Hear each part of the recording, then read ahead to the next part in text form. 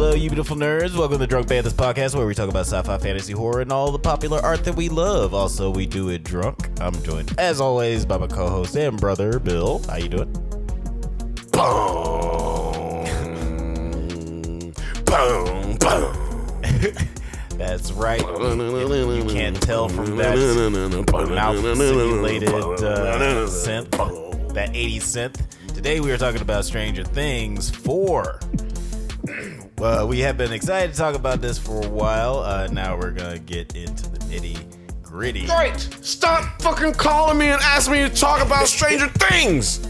Well, people been calling you? Quit it! Stop it! It's my favorite show! It's my favorite show! I love this show! Of course I'm gonna talk about it. It's too much shit to talk about. Y'all got me watching this garbage-ass Ms. Marvel. You got me watching these sorry-ass Obi-Wans. You know what I'm saying? Stranger Things! Stranger Things, yeah. It's this was a really great season. First episode takes place, not included. I just didn't like the first episode. That was the only episode I didn't like, but yeah. Yeah, a lot of the seasons, other than the first season, do a lot of building. Like, where are they now? In the first episode, coming back, and this was no different than that. At first I was feeling this kind of the same way. I was like, man, this is like more cutesy than it usually is. And then I would rewatch season 2. I was like, oh, I guess they always do this. No, it wasn't cutesy that was the problem. I mean, you know, they do it in season 1 too. They were just cute. So it was just it's just a little different. But like, it's not that it was cutesy. It was just that, like, we talked about it off pod. Like, I didn't like how they made 11 like stupid. Like, she's regressing. She was like learning. Hopper's dead. Oh, she's just dumb. Go backwards. Go backwards. Now she's actually in school. She's learning less. This must be like a soliloquy about well, not a soliloquy. What do they call it? Allegory. An allegory on educational system in the 1980s in the United States of America. You niggas is dumb. This season takes place 9 months after season 3. Joyce, also 9 meets after season 2. Joyce, Will, Jonathan, and Eleven have moved to California, where Eleven is struggling with the loss of her powers and also the loss of her daddy. Hopper. Yeah, like you said, the whole I wasn't really digging the whole bullied, ostracized Eleven storyline. I'm glad that didn't last very long. If they were gonna do all that, they should have played it more like with Will. Like, Will should have had more, which we talk about this later, like, oh, he didn't have much of a role in this whole season, but he could have at least played that role, like, earlier. Like, be more of a combative issue, like, between Eleven and, what's the old dude's name? I forget his name. Will's friend. Mike. Mike. I be forgetting his name, too. He doesn't matter, right? He actually has had less and less to do, it seems like. He's just like a talker at this point in the storyline. Yeah, he doesn't really have a lot to do, and it does seem like he's very much attached to, like, his character is just attached to Eleven. Like, it doesn't seem like he has much of a character other than his feelings for Eleven. I'll be right back. But I am glad that they did focus more on Will a little. I mean, or actually, I'm glad that you brought up that they didn't focus on Will that much, because yeah, he's been kind of like Justin Bartha from the Hangover series. This whole Stranger Things, like, he's just like there to be the inciting incident, and then like they don't really know what to do with him in subsequent seasons.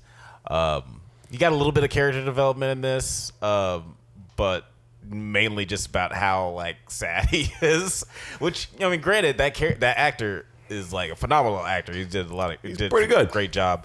Pretty good guy. Definitely see how, like, much better he is compared to, like, Mike, which I don't think Finn Wolfhard has progressed as much as his, like, other castmates. Like, well, his character hasn't, though. That's what I was saying. Yeah, that's kind of what I was talking about. It's like Mike is just like retarded. You know what I mean? Like, not to offend any retarded people, because y'all got it way better together than Mike does. Mike just don't got his shit together. You know what I'm saying? Like, right. Mike gonna be in Hawkins working at the video store. You know what I'm saying? For the rest of his life. When he get old enough to get that worker's permit, he gonna be working at McDonald's and the Video Hut. Because he don't have no aspirations, no goals. He just stuck behind a young lady. And that's his life. That's his existence. Just being 11's girlfriend? Maybe he's a girlfriend. I don't know.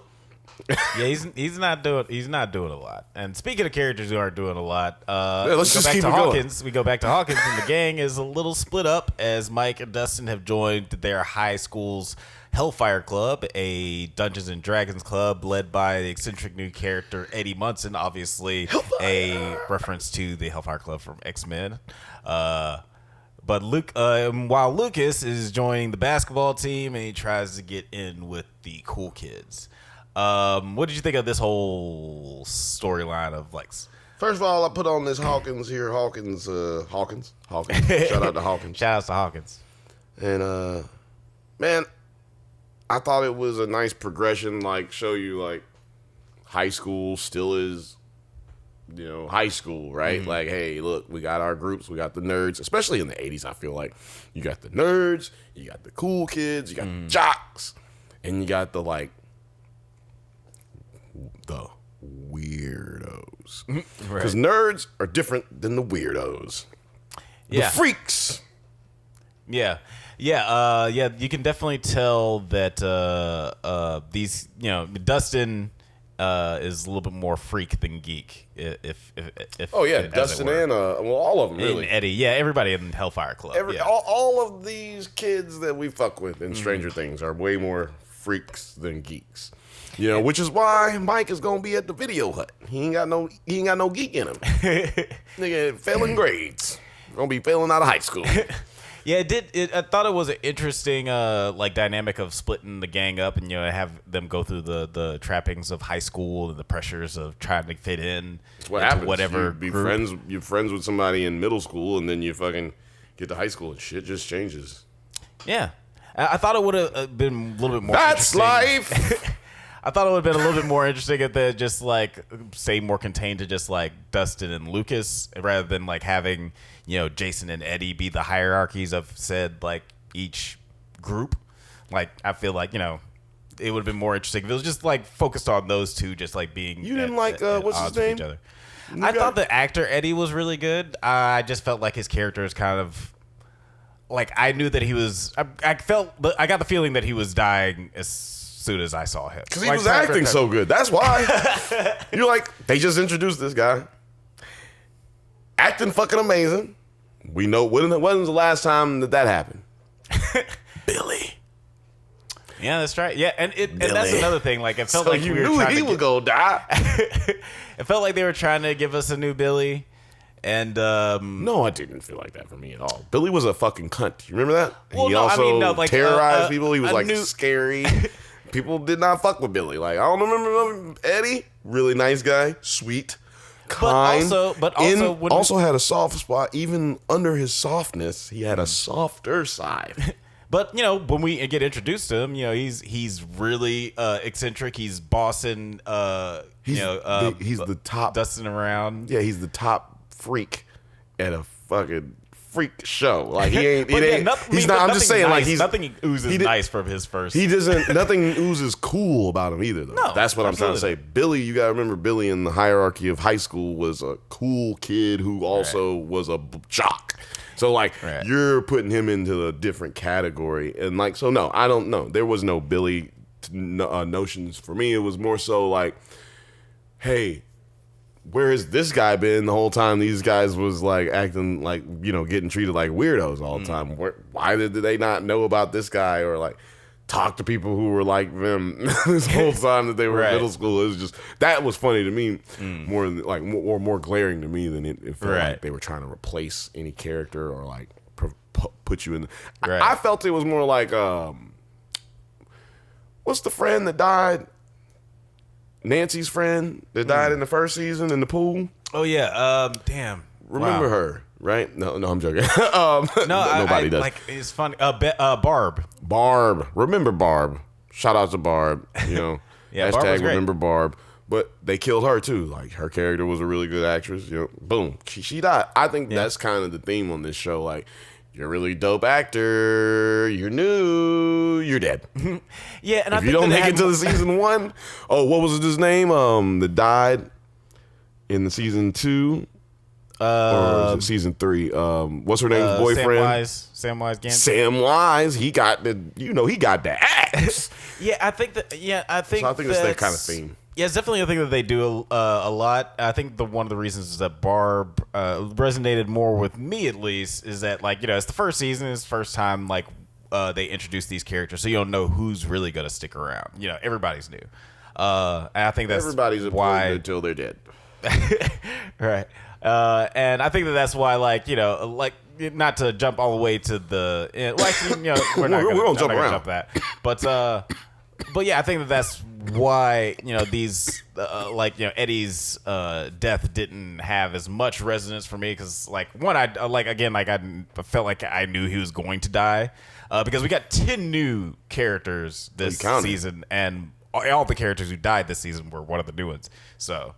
That's why you gotta get new ones, because you gotta kill more people, because it's getting more and more adult, right? It's getting more and more like these kids, you know, they getting more and more of age where they need to be fighting, and not fighting, but like having challenges, like overcoming challenges. Yeah. So the stakes have gotten higher, but somebody gotta die. Right. I guess so. And yeah, I guess they can't be one of these little motherfucking adorable ass goddamn kids. Yeah, I guess they're afraid to kill any of the main characters. Although I did think that they killed Max at the end. I was like, oh shit, they actually went there. Which I was like, me and I was like kind of okay with it, like the way that it was. Well, I felt like she just got a pass. I thought she was all but dead, Alex, because. Even before, like, she had Vecna up on her and all this stuff, I thought she was all but dead because she was a new character.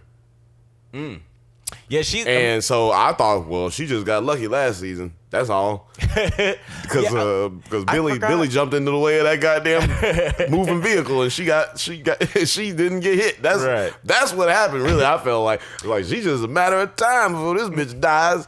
Well, you know, I forgot that, like, you know, it's funny because, like, after that happened, like, you know, rewatched pretty much, you know, bouncing around from season 1, 2, and 3, and I forgot that she's been around since the second season. Like, she's actually been around for a while. I was like, she really ingratiated herself into the cast, and I think that's why it was a little bit more emotionally. Like, didn't Billy die in season 3 though? He died in season 3. Right. Yeah, that's what I'm saying. Sure. Like, no. Yeah, I'm not to dis. I'm just saying that, point, like, for the viewers, people listening and watching us, he died in season 3. We are aware. So I'm just saying, both of them built up. Right. And yeah. So that's why I was thinking, well, here comes her turn. It's Max's turn now. Speaking got to wipe out the whole family. Speaking of Billy, I thought it was like I'm glad that they brought the actor back. You glad they brought the actor back? You like that nigga? No. No, I'm glad that they addressed, like, you know, her duality of her guilt. You know, like, because she's like, oh, I'm sad he's dead, but he was a racist asshole who tried to kill my friend. So, because, like, there was, like, a couple of episodes I was like, why aren't you talking about how he tried to murder your friend with a car? Just because he's black and, like, he was clearly a racist asshole. And, like, I like that, you know, they addressed that duality, because, like, obviously if your father's he's still your a racist asshole and he dies, then you're gonna be like, I'm conflicted. Right. Yeah. It's like, I'm glad that there was that conflict within her. But that he died trying to save all of them. Yeah, for sure. So I think that's where the guilt comes in. Yeah, because absolutely. In that last moment when he was getting ready to die, she saw some real humanity in someone who it otherwise did not exist.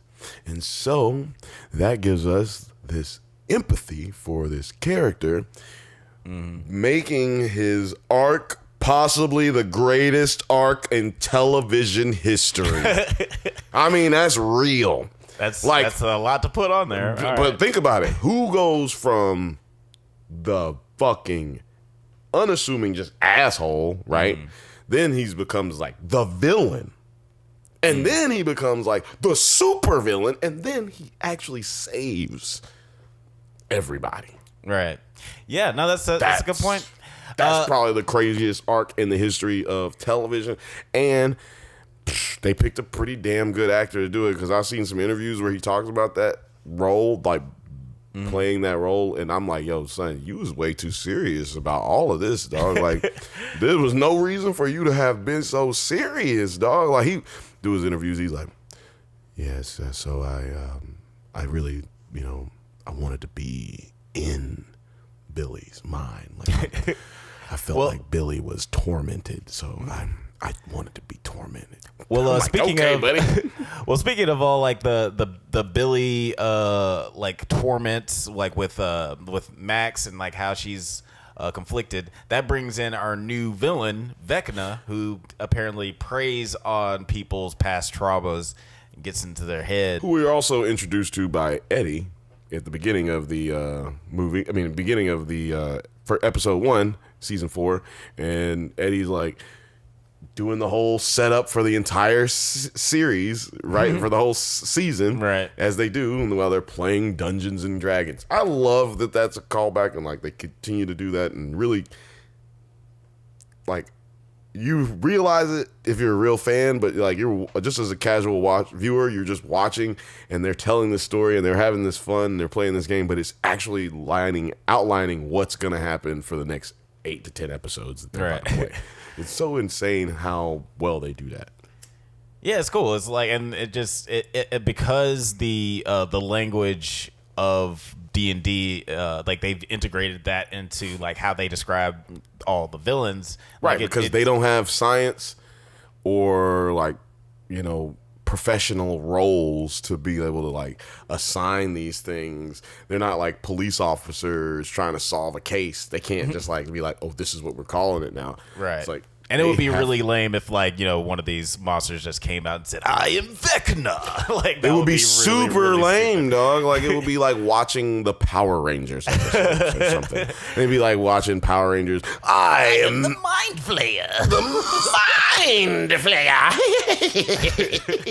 Yeah, that would be super lame. That's how he would have to do it too. I am the Mind Flayer. So Max, in my head, that's how the Mind Flayer sounds. He sounds like a mixture of like Mark Hamill and some kind of like elf. So Eddie ends up getting like blamed for Chrissy's death, and this cheerleader who ends up getting killed by Vecna at the beginning, and that sets off everything. That's Vecna. So then like Eddie spends most of the first the whole season running away from the cops, while the rest of the gang as is he trying should, to, because he's a drug dealer. Yeah, for sure.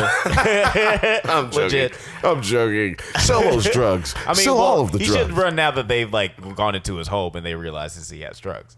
Yeah. They didn't even mention the drugs. Crazy. Yeah. I guess they're so concerned about murder. Whatever. Yeah, what'd you think about Chrissy, like being all tormented, and then like it leading to her getting folded up like a pretzel? How did you feel about how they set that up? Like set up the whole Vecna portals, the deaths, all of that. How did you feel about how they set that up? That was pretty cool. I like how it was a different aspect of this whole ratio of the whole upside down like monsters thing, because you added sort of like a Freddy Krueger-y aspect where he's coming in through your dreams and your traumas and your fears, and adds a new level of scare, because like how is he getting to us? How do we stop him? And you see them sort of like put the pieces together to figure out where all the portals are. And that does lead us to a really cool moment where everybody like Steve and the gang jump into the water. Another great band name. Steve and the gang. They jump into the lake to go into the portal there. That was one of the coolest episodes when they dive into the portal underwater. I need to rewatch the episode where they killed one of the only black people in Hawkins. Like, we need to kill more black people in Hawkins. Like the KKK ain't handling that enough in Indiana. We need to just start killing black people. But anyway, I'm not mad at you, Vecna. I ain't mad at you. You up here picking who you pick, okay? But that scene, it was dark, and it was the daytime here, so I couldn't really see. I really couldn't see much. I gotta watch that again because I didn't really get to see much. I need blackout curtains. Please, somebody send us some money so I can get some blackout curtains. That's at Drunk Banthas. But then they find out that Max is also here, hearing the call of Vecna. Jonathan, Mike, and Will are being watched by the Owens agents when armed soldiers attack their house, and then they end up escaping with Jonathan's friend Argyle. I like how you said armed soldiers. Like, you said armed soldiers attack their house. Like, they should be armed. They should definitely be armed. It's kind of insinuated that they're armed if they're soldiers, right? Right. And they're attacking, unless they're just foot soldiers. It's like armed soldiers. What was that line from A Few Good Men? Soldiers. Were they armed soldiers? Are there any other kind? Right, exactly. No, they were armed soldiers. They only fight. Then they escape, and then they eventually, after talking to Dustin's girlfriend, find the coordinates to the Nina Project, and they meet up with, or they go to where 11 is being held by the Legend and her old the Legend. daddy. Oh man, you called him the Legend. I mean, shout out to him not dying. Fucking A, man. Thought he was gonna die several times in this whole series. That is one character that he died in the same. He's died in the Sean Astin season, right? Where Samwise died. He could have. Or rather, Samwise died that season. That's what I meant. But he should. You thought that it was gonna be him, right? But evil people don't die. Apparently, except Faja. Faja. Faja did end up eating it at the end of this episode. Papa. After we realized that Vecna is actually one of his original students. I gotta come up with a better name for Vecna than that. But sorry, go ahead. Vecna and One are both just shitty names. Yeah, kind of shitty nicknames. Yeah, but to be fair, he didn't get to pick them. Yeah, that's true. What if he came out and he was like, I am Tony. Tony. And they were all like, what? No, dude. Actually, Vecna's way better. He's like, who was Vecna? Yeah, he wouldn't know. Sorry, we've been calling you that.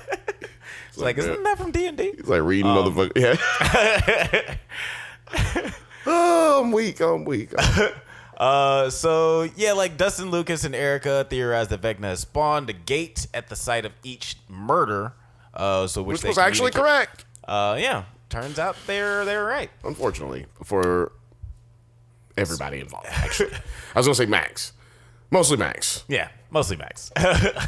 And both parties reunite at the gate inside of Eddie's trailer where Chrissy died. Oh, that was a pretty cool scene too. Them just flipping out into you mean flipping or flipping upside down. Flipping into the upside down, flipping upside down into the upside down. Bro, it's Hawkins all day in here. Yeah, that was really creative editing they did. I don't know. I have to see how they did it. I don't know. I'll have to go. I can't say that. I can't go out on a limb and say it was real creative. Yeah, exactly. The creativity of this editing. I will never give them the credit that they don't deserve. Robin and Eddie safely exit while Vecna possesses Nancy. He proceeds to tell her his whole backstory. Yeah. We already figured that out in the last episode, guys. Didn't need him to explain everything. I guess he kind of filled in some gaps. But why couldn't they just told us that in the first place? I don't know. Anyway, that's neither here nor there. Yeah, I guess it was a little laying it on thick. Preachy. At least for him to not do anything. But it is like, the 80s. Why are you going to explain your whole story and then like it's the 80s, right? He's watched television. He's like watching them James Bond movies. Motherfuckers telling their whole goddamn plan before they fucking kill the good guy, and then they never get to kill the good guy because they talk all goddamn day. Yeah, in fact, he was like, "This is what I'm going to do. I'm going to let you go. I could kill you right now, but I'm going to let you go and give you guys a chance to stop me. I'm going to give you, you know what? This is exactly what I'm going to do and how I'm going to do it and 48 hours. It's like, oh, okay. It's like that. I'm going to call Eddie Murphy. It's like that scene from Spider-Verse or Spider-Man. It's like, oh, I've heard this a million times. He's about to say, you've got 48 hours. You got 48 hours. I need at least 72. We only got 48. So then the gang devised this plan, multi-surface plan. Well, before you get to the plan, what did you think about what they did with what's his name, black kid? Oh, Lucas? Lucas, my man Luke, cool hand Luke, Uncle Luke, future Uncle Luke, nephew Luke. Now, I thought that he was fine. I feel like they never do a lot. For those who don't know and probably haven't or watched or don't care, I will explain that he's broke off from the group. As per the other seasons, he was the nerd, the geek, the freak, and now he's moved over to the jock. He's like, yo, but he's also not cool. He's the not cool jock. Y'all didn't know those guys exist, did you? We give them wedges in the locker room. And stinky faces. That is a butt, cheeks, in your face. I never participated in such things, but I also never participated in such things. Now, you ain't putting no butt on this face, but hey, do what you want. If you so Luke. So how do you feel about that element of him? Interacting as a jock, being separate from the group. They always find a way to separate these guys every season. It's crazy. Yeah, it seems like that's like a thing that they do as the cast starts to get even bigger. They try to split it up, and it got to the point where this season they had to split it up into like 4 different groups. Well, I kind of feel like they did it in the first season too. It just was like more subtle because you didn't know what was going on. But they got a format. This show has a format. Yeah, it definitely does. And they stick to it, which is also part of the like 80s thing, right? Like everything is uniform. Everything is like this because this is this and this. You know what I'm saying? Like, I don't know. I kind of like it. It touches on. I definitely like it. It works. I definitely like it. It works. I thought that it was weird how they decided to split up certain characters because I could have dealt with a lot more Steve and Dustin interaction because like there's so many scenes where like you see Dustin or Steve like talking like Steve would be like, ah man, I miss Dustin. But they couldn't do that because they had to kill Eddie and they had to bring this big like I feel like Dustin next season is going to be way different. Because he's had this loss now. Right, yeah. You know what I'm saying? And they've never actually lost anybody. They've actually kind of beat the Upside Down's villains every season they come out on top. Yeah. And like the kids have never really suffered loss. It's the parents that have suffered loss, really. And this season, they all have suffered some type of loss in some kind of way. So yeah, we see how that affected Max in this season after she loses her brother, and she's like the only person who really feels that loss in that group because again, racist asshole who's tried to be a murderer. Right, but Vecna's power comes from or his ability to come into our world comes from people's depression and vulnerability. Right. So I think that is going to somehow give him ability to like rebuild his strength in some kind of way. And, he can prey on, because as soon as I saw him crying, Dustin crying at the end of the episode or whatever, I was thinking, oh man, you know what? Dustin could end up being the depressed one next season and end up being the Max. Right. Yeah. Yeah, absolutely. And Nancy's also, let me still just take sad a moment about. before I talk about Lucas. I do want to just say everybody stepped their game up acting wise. All these kids are doing a phenomenal job. That's fair. goddamn. I was just there were so many times where I just was like, goddamn, Millie Bobby Brown is acting her ass off. That's fair. Hey, I'm gonna do a rundown real quick of some motherfucking new actors. Okay, so Nancy's fucking fuckboy assistant editor. What did you think about that weird ass dude? Oh, he was fine. He was so just weird. Another one character. He was so weird. I already forgot about him. But he's one of the gates. He's one of the first. He's the second gate. Yeah. Yeah. He was. I thought he was fine. He was like a good enough actor. I didn't think that was as egregious as like a new character since he was only around. He's there for cannon fodder. Right. Yeah. Bro, we chopping heads off of new people. One guy who didn't get his head chopped off and was new was your totally cool pizza delivery guy, man. Hey, what did you think about Argyle, man? You just tell me if I'm doing a pretty good impersonation. You just let me know. Argyle was he was good. He was definitely a cool character, fun character. Put it in the comments, bro. Let me know. I want to get high on those juicy boochies too, bro. I thought it was interesting how they decided, just make Jonathan a stoner in this season. Yeah, I mean, he's going to California. He's a teenager. Yeah, I mean, no, it makes sense. I thought and I liked his, back bouncing off of Argyle. I thought that they were a fun pair. And I liked that even with all of his hazy hijinks, he still takes moments to be there for his brother, because that moment where he realizes that his brother is pretty much coming out to Mike, but Mike is not really seeing it, and then later Jonathan is like, hey, I see you, I love you, you're my brother, you should talk to me more. Well, he's been trying to tell him, he's been seeing, I think he's known that Will is gay. Will is gay, y'all. I don't know if y'all know that Will is real gay. I don't think that any of the friends know it, except for now Mike, because Mike, Will told Mike, what was that, season 2, season 3? It was season 3. I can't remember which season it was that he told Mike, but anyway, he told Mike, and then they move, and then, he's like, yo, I still like you, though. He don't know how to tell him that he likes him, and I think that what's his name? His brother. What's his name? What's his older brother name? Jonathan. Anyway, I think he realized that way back then. You know what I'm saying? It's just he's just trying to be there for his brother. You know what I'm saying? He don't know how to be there for his brother other than to just let him know that he is there. You know what I mean? And so, but as you mentioned, he said that you should talk to me more, but then Will's like, but you smoking weed all the time. You're always high. Right. But let me tell you something, boys and girls. You can talk to people who are high. People who are high have some good information for you. They got some good fucking advice sometimes. You know what I'm saying? Talk to me. Your boy right here. Talk to me. But yeah, I did it's a very common trope, but they kind of used smoking weed as a placeholder for not being responsible. And I guess they just use that as a way of saying Jonathan just needs to focus up more about just school and work and paying attention to his family. Ain't that about a bitch?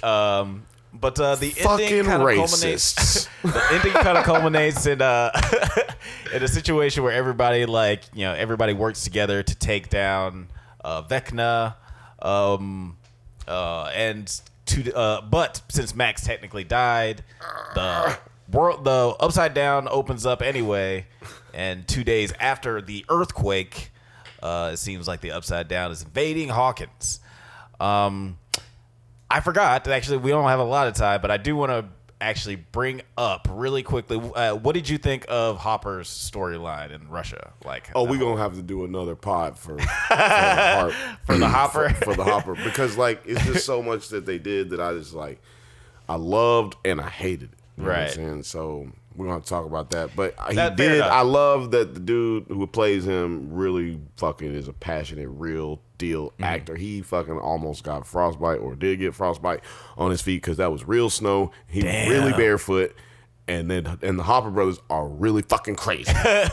Yeah, that's so Duffer Brothers. I said the Hopper brothers. Duffer Brothers. The Hopper Brothers. Yeah. Duffer Brothers are fucking crazy, because that is insane and unnecessary. Yeah, come on, man. Why would you do that? You could get fake feet. Do you think that's gonna help your career if you're known as the guy who is responsible for making David Harbour cut his fucking foot off?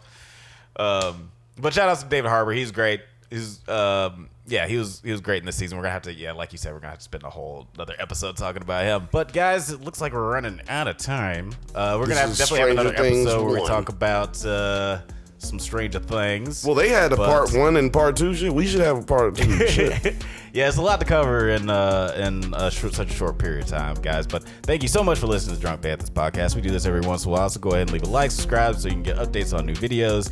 Check us out on Twitter, IG, TikTok, likewise, Apple Podcasts, Spotify, all of the internet things at the Drunk Banthas. Until next time, stay safe, my little guys, and may the force be with you.